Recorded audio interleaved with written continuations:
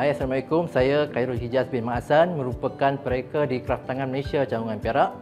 Pada hari ini saya akan menunjukkan cara-cara menghasilkan batik berasaskan tanah liat ataupun dikenali sebagai clay batik. Clay batik merupakan satu inovasi ataupun usaha dari pihak Kraftangan Malaysia dalam menghasilkan batik berasaskan bahan mesra alam. Terlebih dahulu saya akan menunjukkan cara ataupun bahan peralatan yang digunakan untuk menghasilkan batik tanah liat pada hari ini. Untuk menghasilkan batik tanah liat, peralatan-peralatan yang akan digunakan adalah seperti sarung tangan, pengadun bahan, sudip, blok tembaga, bikar, penimbang, skuji, penapis, besin, loyang dan juga jam. Untuk menghasilkan bancuhan batik tanah liat, bahan-bahan utamanya adalah ball clay, CMC, dan dalam proses mewarna kita menggunakan pewarna Neptol, garam warna dan juga caustic soda. Seterusnya, dalam proses menghasilkan batik tanah liat, saya akan menggunakan kedua-dua bahan ini, ball clay dan juga CMC, dalam menghasilkan bancuhan untuk proses membatik sebentar lagi. Okey, proses berikutnya saya akan campurkan kedua-dua bahan ini menjadikan satu adunan ke dalam besin.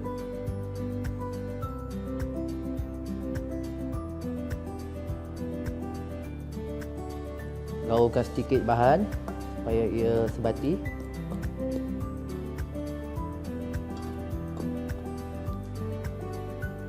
Kemudian kita campurkan sukatan air sebanyak 600 ml.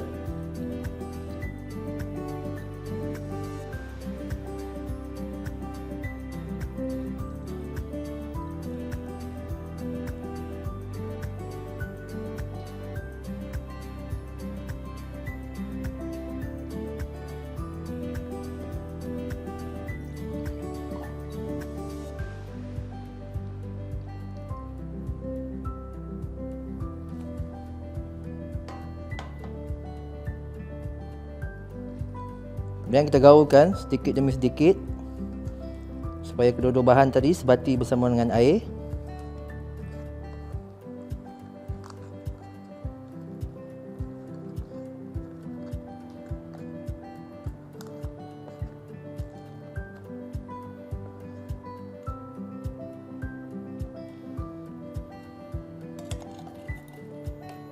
Bagi memudahkan proses untuk mengelak ketulan dalam bancuhan, kita menggunakan pengaduan bahan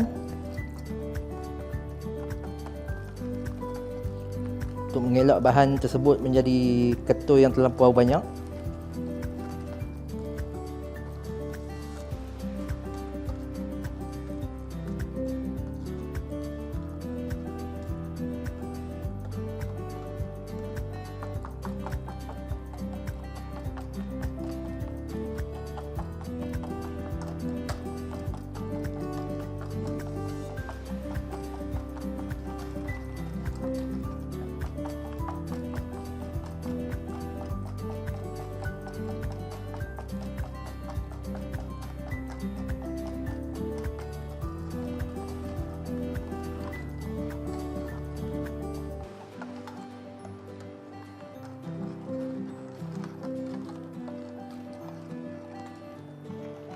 Selepas pastikan bahan yang telah dicampur tadi digaul sehingga sebati.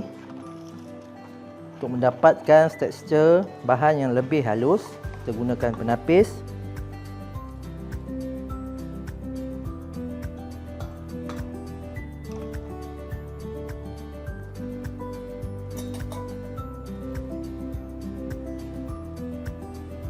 Kita tapiskan ke dalam ni secara perlahan-lahan mendapatkan tekstur slip yang lebih halus, lebih memudahkan proses membelok sebentar lagi.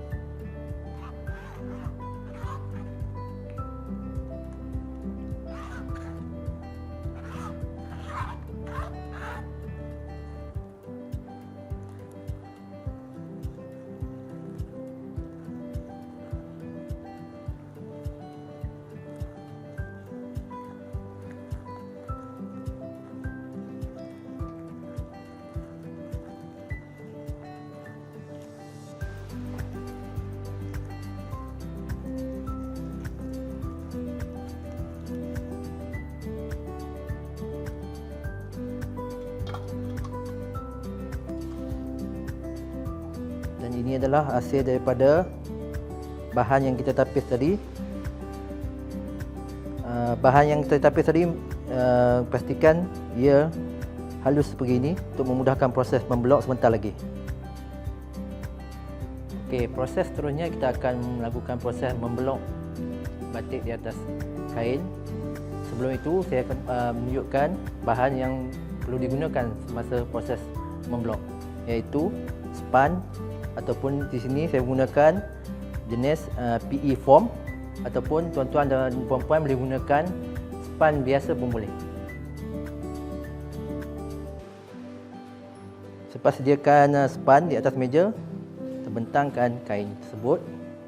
Hari ini saya menggunakan kain sepanjang 1 meter untuk tujuan sebagai contoh kepada tuan-tuan dan puan-puan untuk melihat teknik memblok sebentar lagi.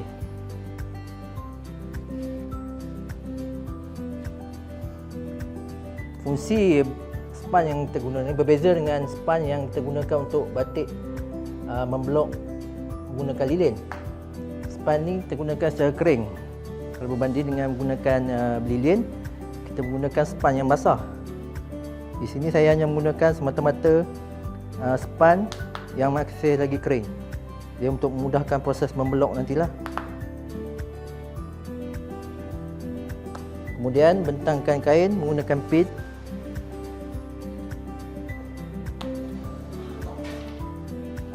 Untuk proses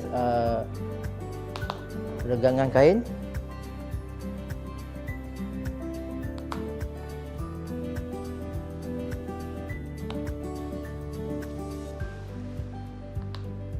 Okey, di sini saya menggunakan pin untuk meregangkan kain di atas span tadi. Selepas pastikan renggangan kain di atas span tadi, kemudian kita akan masukkan bahan slip tadi ke dalam loyang.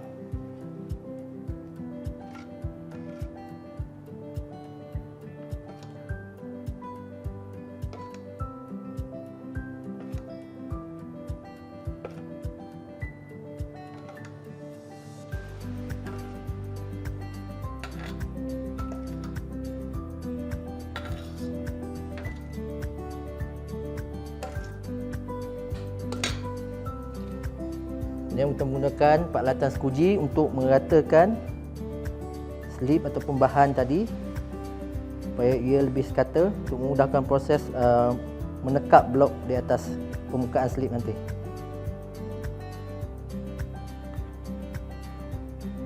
Pastikan bahan yang diletakkan dalam loyang ini tidak terlalu tebal dan tidak terlalu nipis.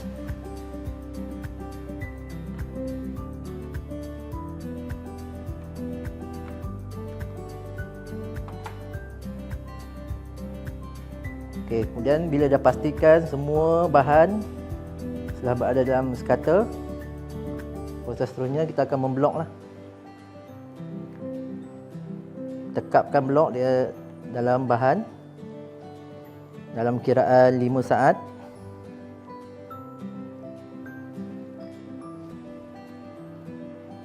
Kita renjis sedikit supaya ia tidak terlalu tebal. Kemudian terus kita blokkan di atas kain.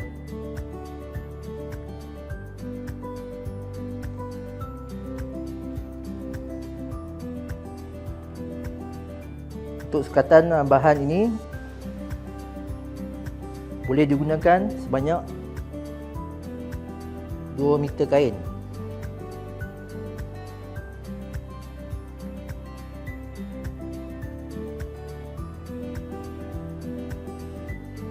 Susun motif mengikut kreativiti puan-puan dan tuan-tuan.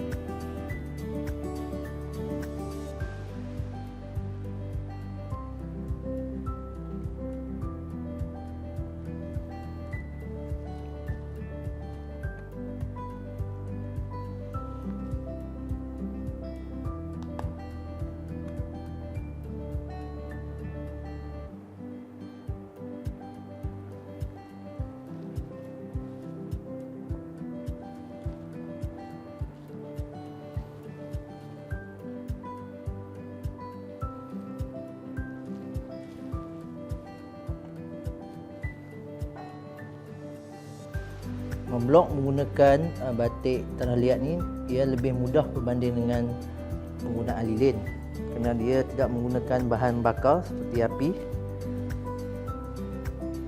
dan mengurangkan risiko kecederaan.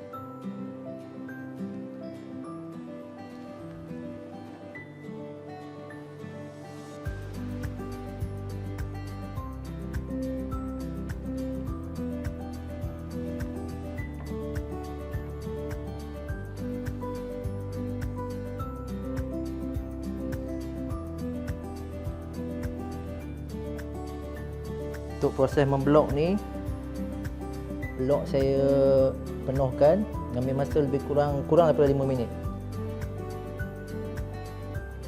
untuk kain 1 meter.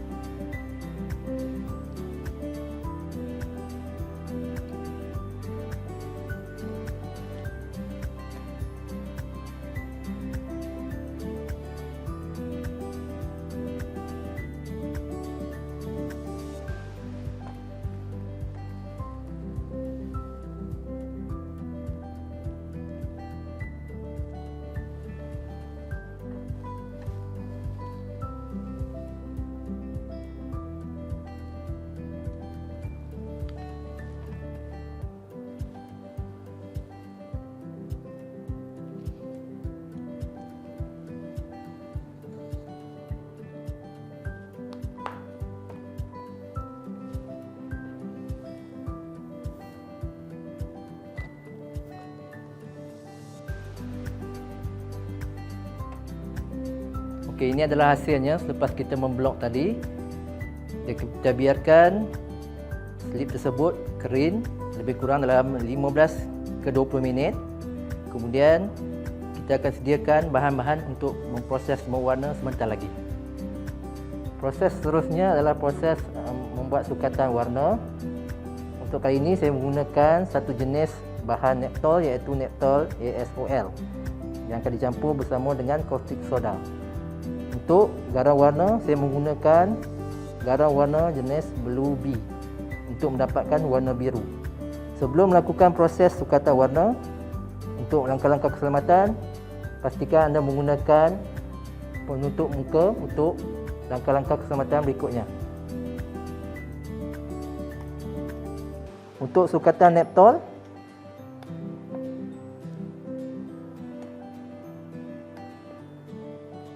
saya menggunakan sukatan sebanyak 50 gram Neptol ASOL.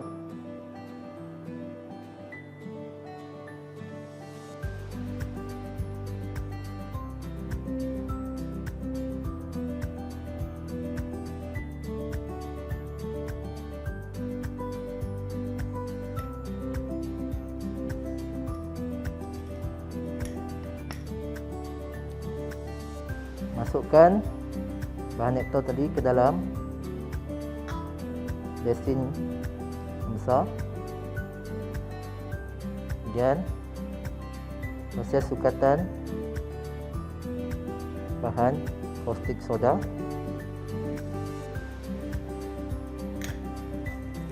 Sukatan sebanyak 25 gram, separuh daripada bahan Neptol tadi.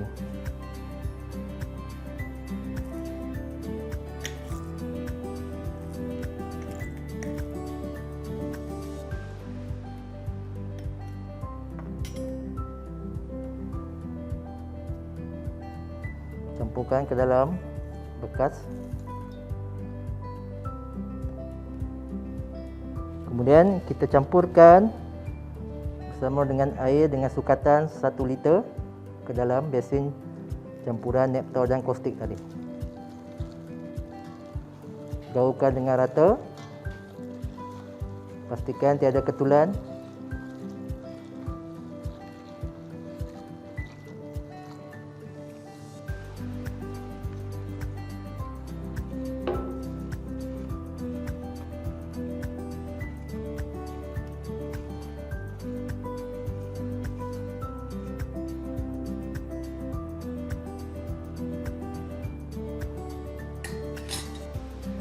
Kemudian proses untuk sukatan garam warna menggunakan garam warna Blue Bee. Sukatan juga banyak 50 gram digunakan.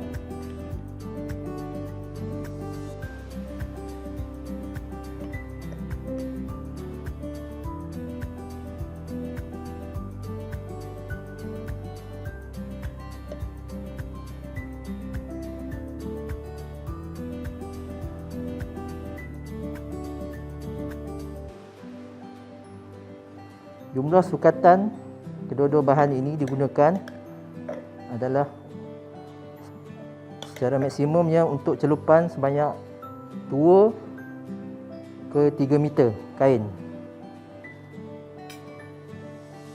Okey, ini adalah hasil daripada sukatan dan juga campuran kedua-dua bahan tadi. Dan untuk campuran bahan Neptol, pastikan menggunakan air yang panas dengan sukatan sebanyak 1 liter air. Seterusnya kita akan melakukan proses bancuhan ke dalam sukatan air di dalam besen yang lebih besar. Seterusnya kita akan menyediakan proses untuk pewarnaan. Di hadapan saya terdapat 3 bekas untuk penyediaan bahan warna. Bekas pertama digunakan untuk bancuhan Neptol dengan sukatan air biasa sebanyak 9 liter. Bekas kedua, saya menggunakan sukatan air sebanyak 10 liter untuk bancuhan warna garam warna Blue Bee. Dan bekas berikutnya adalah untuk membilas kain selepas dicelup. Baik, untuk langkah pertama kita akan memasukkan bancuhan Neptol tadi ke dalam bekas pertama. Masukkan secara perlahan dan gaulkan sehingga sebati campuran Neptol dan juga sukatan air tadi.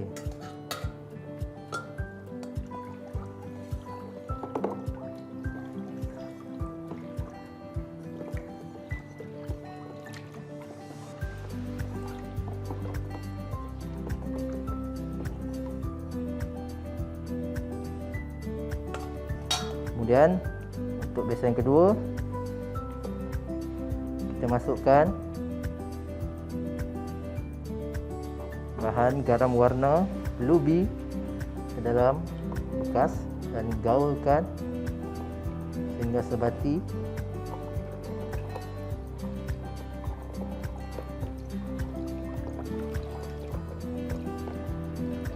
Pastikan tiada ketulan dalam air tersebut untuk mengelak warna tersebut menjadi ketul-ketul ataupun tompok-tompok di atas kain.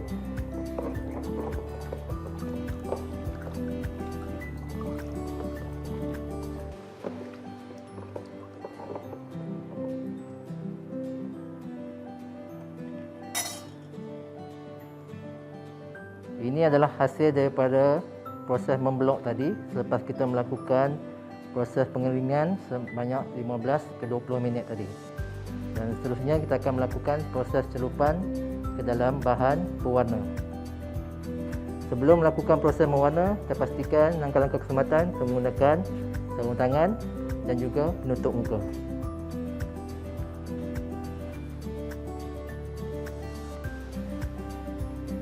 Lakukan celupan secara perlahan. Pastikan permukaan kain sekata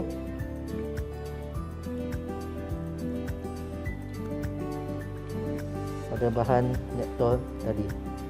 Pastikan rendaman tidak begitu terlalu lama untuk pastikan tanah yang berada ini tidak tertanggal. Kita kemudian lakukan proses celupan ke dalam garam pewarna Blue Bee tadi. Ratakan permukaan kain, pastikan warna semua sekata.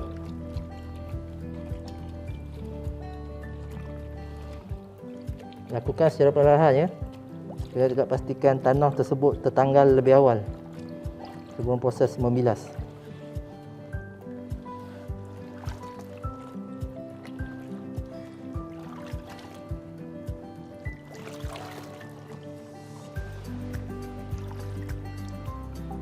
Kemudian angkat dan terus masukkan ke dalam bekas bilas.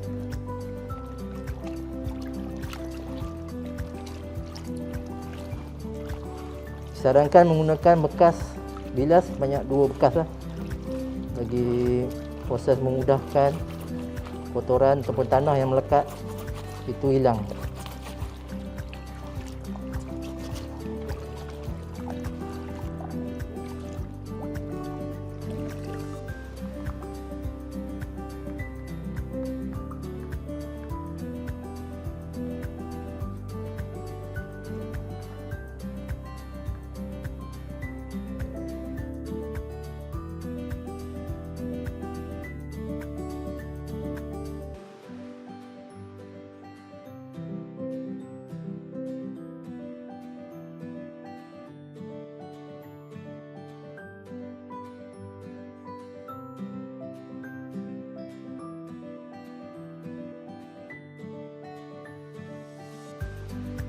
Ini adalah hasil daripada batik tanah liat selepas kita melakukan proses pewarnaan dan membilas. Kemudian bolehlah kita melakukan proses pengeringan dan setelah itu boleh digunakan untuk menghasilkan produk yang diingini. Selesai sudah proses pembelajaran kita pada hari ini menggunakan tanah liat untuk menghasilkan batik. Diharap inovasi yang dibangunkan ataupun diusahakan oleh pihak Kraftangan Malaysia dapat memberi manfaat kepada usahawan-usahawan di luar sana, kerana proses penyediaannya lebih mudah, cepat dan yang penting mesra alam. Diharap tuan-tuan dan puan-puan dapat mencubanya sendiri di rumah ataupun di mana-mana dengan menggunakan bahan yang saya cadangkan tadi. Selamat mencuba. Sekian, terima kasih.